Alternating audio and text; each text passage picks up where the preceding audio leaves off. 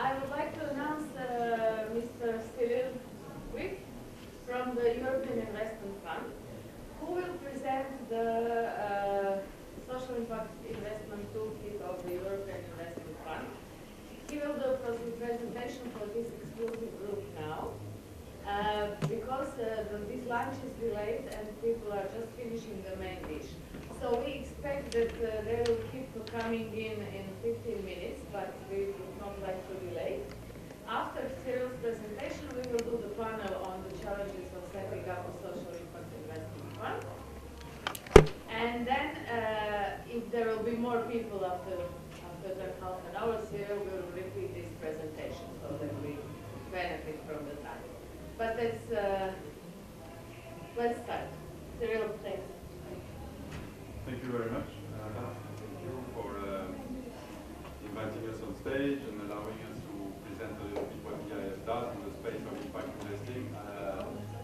In light of the audience, I'm happy to give a bit of an introduction on what we're doing, what are actually the financial instruments that we use, and how they can be accessible also to you and your different initiatives. Because we are very limited numbers, please feel free to just ask questions if you have any. We have some 20 minutes, so make the most out of it if you have questions. So I'm working for the European Investment Fund, which is a European Union institution. The European Investment Fund is part of the European Investment Bank group, and the European Investment Bank, as the name implies, is the EU bank. So here to foster investments across Europe, from infrastructure to SMEs, large corporates, so putting the focus on EIF rather, so the overriding mandate of the European Investment Fund is to increase access to finance for European SMEs. That means we are managing a portfolio of financial instruments that seek to address financing needs of small and medium-sized enterprises throughout their whole life cycle. So that means very early on, up to more medium-sized, let's say mid-market type of ventures. The European Investment Fund was created in '94, and the impact investing activities within EIF started really full steam somewhere in 2013. So that also gives an idea on the way that has been achieved by the institution, by the market as a whole. We are at a very privileged place of the market in Europe because we have an overview of the existing initiatives across SME development, SME finance. Again, it's been said at large this morning, SMEs are really the backbone of the European economy, not the global economy as a whole. And that's why having suitable tools to make sure those SMEs can grow and can have access to financial instruments is actually key and fundamental for economic growth as a whole. Because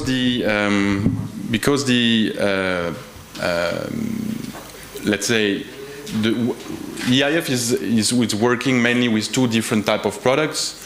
One is guarantee, which are more debt products. The other is equity products. So here I'll be speaking more about the equity, venture capital / private equity financing. And here, the reason why we started doing and investing actively on the impact investing market in Europe is because while managing our traditional venture capital activity, meaning investing into venture capital funds, investing in ICT, tech, fast growth type of companies, we got more and more investment proposals from impact fund managers.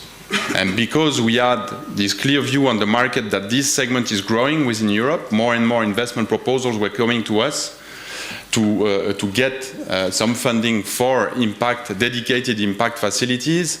We decided to raise a fund of funds, specifically for this purpose. That was 2013, that's the Social Impact Accelerator.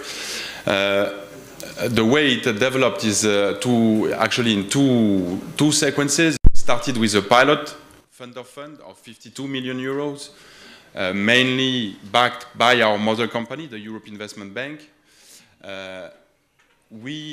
So that was July 2013. Within 14 months, we invested the whole pilot fund of the 52 million across 5 different funds. And on that basis, in 2014, in the framework of the capital increase of the European Investment Bank, which was decided by the European Council as an answer to the crisis of the sovereign debt crisis, spare you the details, but basically the CIA moved from, so the fund of fund for social impact moved from 52 million euros to 243 million euros, because we had made an evidence that the market was fit for such a facility, that there was a demand, and that, EIF, because of its mandate of increasing access to European SMEs, had a role to play there. So that's where we are now on this fund of fund. We are getting closer to the end of our investment period. We still have 1 year to go. We have invested in 11 impact funds across Europe so far. So that means roughly 120 million out of the 243 million total fund size. We have a pipeline that is growing. Pipeline meaning that we have more and more. When looking back at the state of the market in 2014 and now 2018, the market has changed quite a lot. Changed in the sense that more and more fund managers are getting to us to get access to get some funding for their impact funds. We also observe perhaps 2 trends compared to how the market was 4 or 5 years ago. First, the funds are becoming larger. So in terms of amount, roughly speaking, while perhaps average size of impact funds across Europe 4 years ago was perhaps around 25 million euros, now it's much closer to 40-50 million euros. So that's the first trend. Second trend is that we also see that more and more markets are able to propose dedicated fund managers dedicated to impact. And this is something we're gonna address also in the panel in a couple of minutes. So roughly speaking, as far as fund of fund business is concerned, that's where we are today.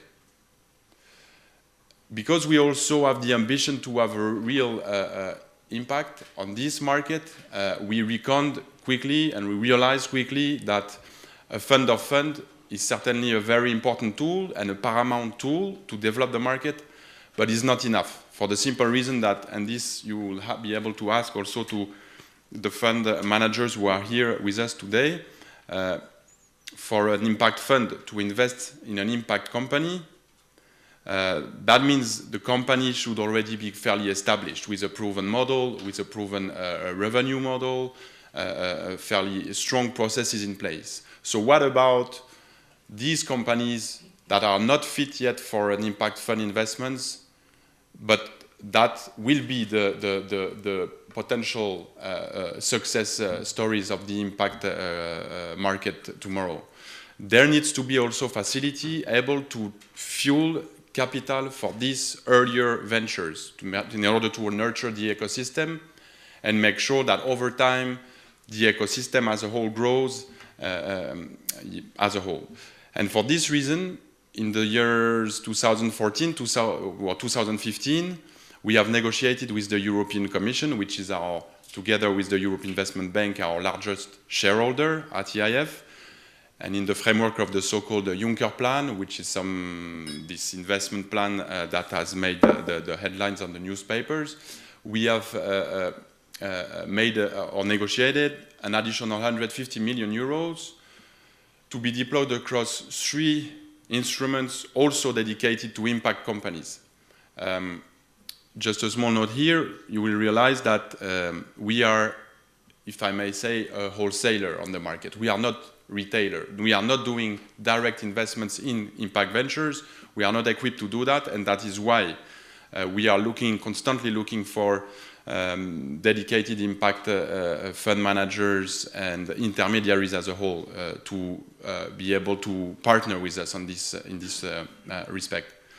So the three new tools that we've developed next to our fund of funds are a co-investment facility with Business Angel, a social impact bond platform whereby we invest into individual social impact bond schemes, and third, a facility for incubator and accelerator. Always the goal is to, one, be able to fuel in capital much earlier on the life cycle of a social impact company, and second, also not be bound with considerations such as legal entities.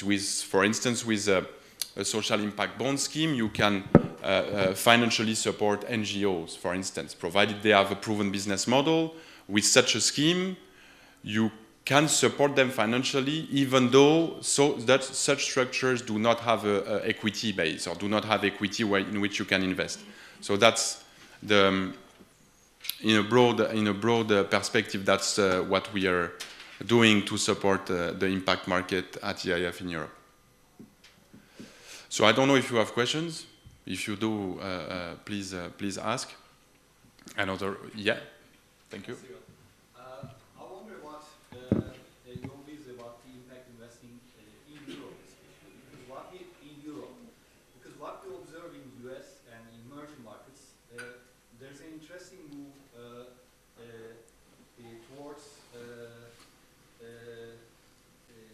towards the size that impact investing becomes one of the mainstream investing lines. For example, Abraaj, Bain Capital, TPG have all declared that they're going to invest into impact as well.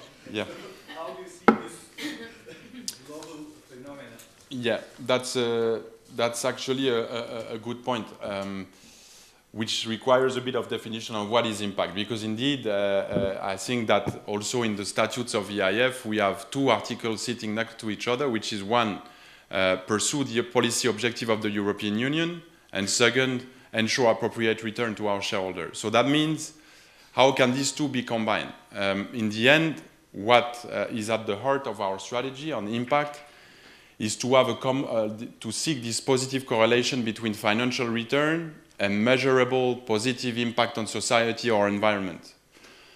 So that means we are fairly agnostic to, how shall I say, impact-labeled type of companies. We are fine investing in a company that is full-fledged company and plain vanilla limited liability company, provided in the heart of the business model there is a clear resolution of a social issue.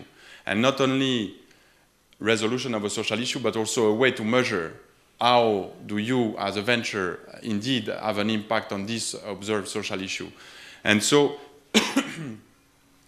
thanks for your question, because that also linked to an important point I'd like to make is that when we do impact, we are focusing on three key principles, let's say. First, as Yvette Go here from EIF mentioned this morning in the panel, is the intentionality. So that means impact is not about positive externality. Impact is about being an impact thesis that is embedded within the business model of the company and not, generating positive externalities by chance, let's say. So the intentionality is key, and here that's why, for instance, with our fund of funds, when we invest in an impact fund, the carried interest, so let's say the financial incentive made available eventually to the manager of the fund, if he does good from a financial point of view on his investment, is also subject to social impact achievement. So that means when we invest in an impact fund, if the impact fund that is very successful from a financial point of view, but fails to deliver on his social objectives, the manager that would have a consequence on the financial incentive to the manager. So that's one important point to mention on the intentionality. Second is the measurability, which basically sits next to the intentionality. There needs to be a clear pattern, a clear methodology on how to measure the impact, and that's actually how we started the activity. We started our whole impact activity 4 or 5 years ago at EIF by thinking through and developing a measurement methodology for this purpose. It's a bit lengthy, and I won't enter into detail here. If you have questions, happy to answer afterwards or by email or whatever. But basically, intentionality and measurability is a key parameter that we look at when screening an investment proposal. The third one is obviously, and that's also been discussed throughout the conference, the scalability of the model. Same as in any type of venture, the appetite of investors obviously will be triggered if the model is scalable. So I hope somehow you got some hints of answers, but that's around these points, which is a recurring, issue on how to define the impact, what is impact, and who does impact window dressing, and who does genuine impact.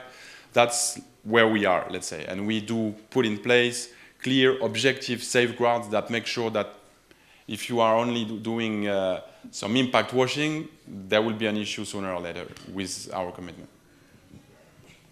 Yes? Thank you for the information. Thank you very much.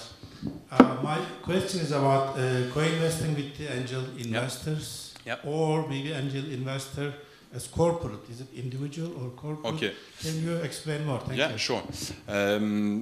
We are doing that with individuals. So that means the way our system works, and obviously that does not preclude, bilateral discussion on how we can set up, to some extent we can be creative on the way the financial instruments work.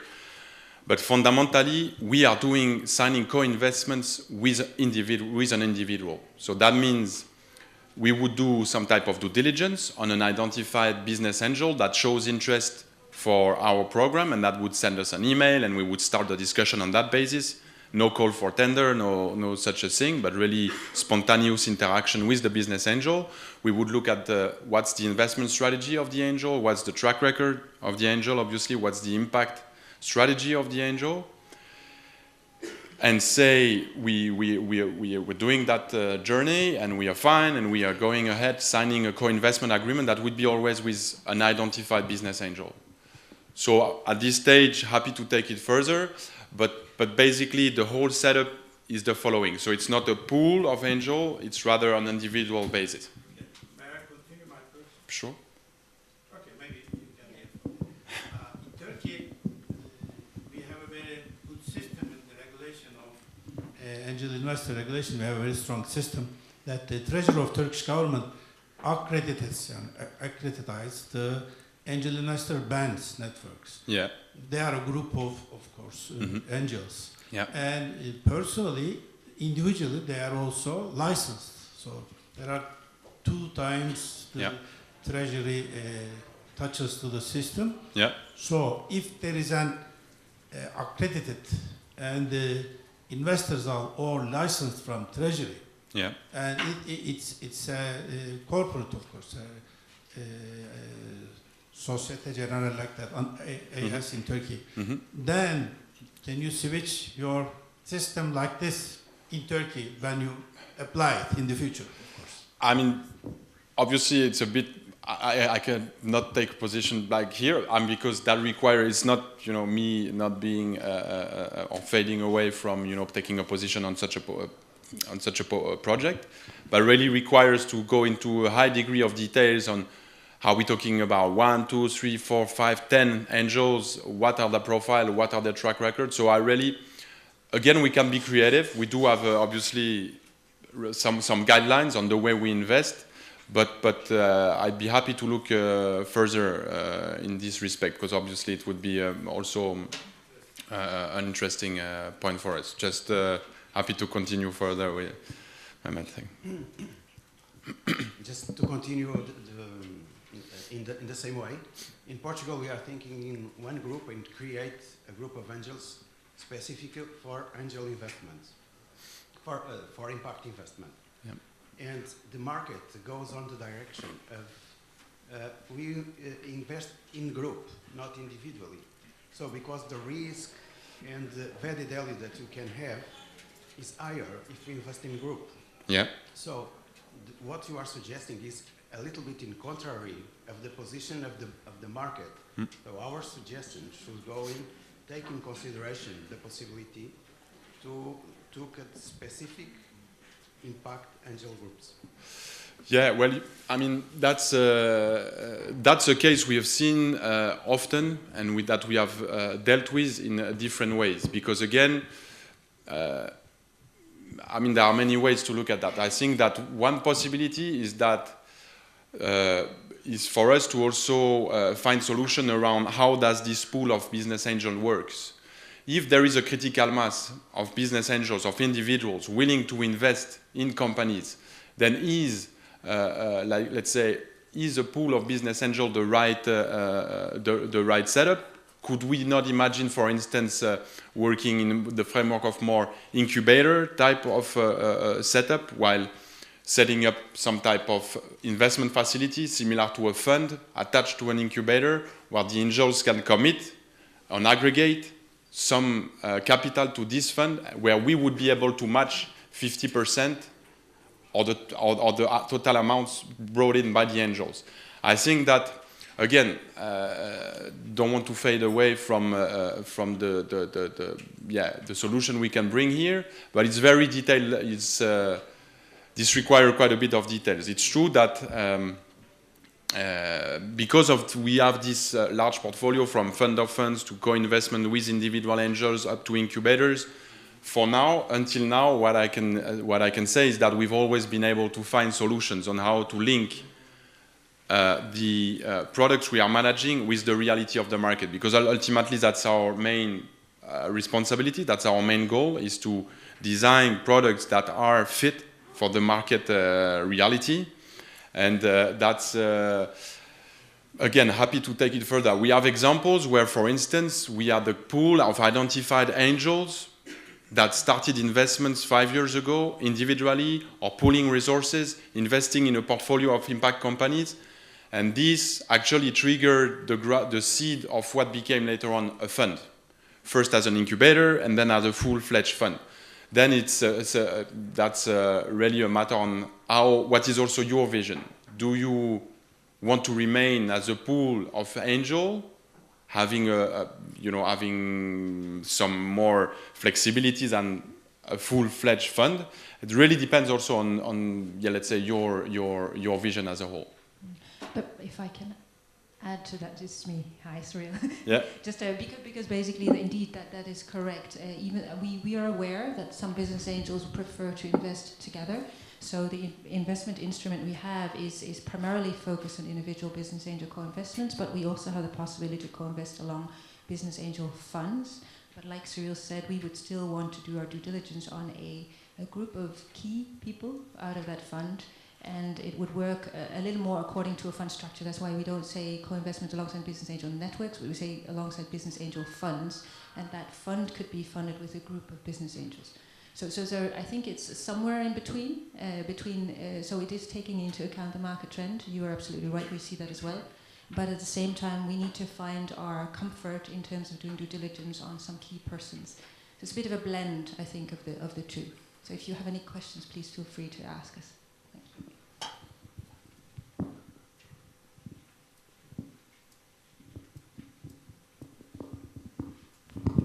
Hi, Stefano Tresca from London.